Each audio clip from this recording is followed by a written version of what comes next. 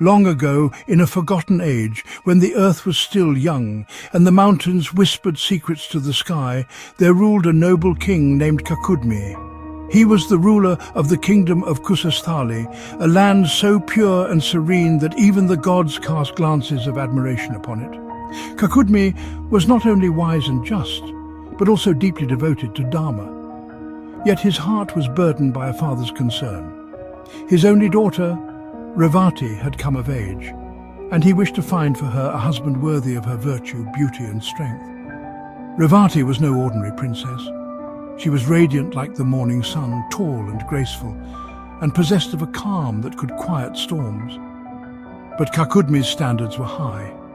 He travelled far and wide, met kings and sages, heroes and seers, yet none seemed worthy of his daughter. Growing weary of the mortal realm's limitations, Kakudmi decided to seek counsel from the very creator, Lord Brahma himself. Through deep meditation and sacred rites, Kakudmi and Revati ascended beyond the earthly plane and entered Brahmaloka, the celestial realm where time flows not in moments but in eternities. There Brahma sat amidst his divine court, listening to heavenly music performed by Gandharvas.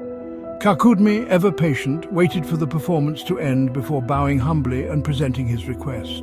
O Lord of creation, I seek a husband worthy of my daughter Revati. I have searched across the world, but none seem fit. Please guide me. O King, many ages have passed on earth since you left. Time here flows differently. While you stood listening to this short performance, many thousands of years have rolled by on your world. The Yuga has changed.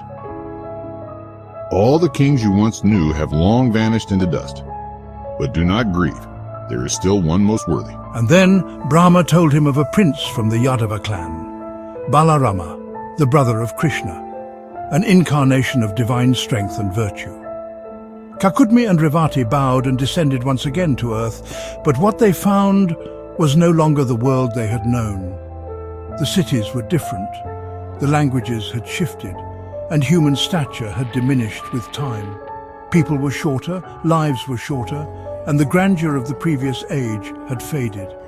Revati, still towering like a being from a bygone time, stood tall above the mortals of the Dvapara Yuga.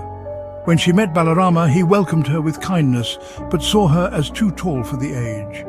With a touch of his plough, symbolic of his connection to the earth and Dharma, Balarama gently tapped her shoulder, and by divine grace, Revati's form adjusted, harmonizing with the age she now lived in. They were married in a sacred ceremony, a union not just of man and woman, but of yugas, of timelines, of Dharma realigning itself through destiny.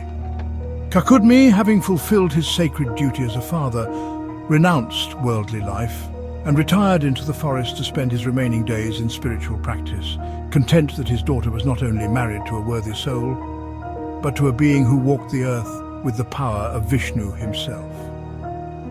And so, the story of Kakudmi and Revati remains a timeless reminder that the fabric of time is mysterious, and in the cosmic play of the universe, the divine watches and guides patiently beyond the measure of mortal years.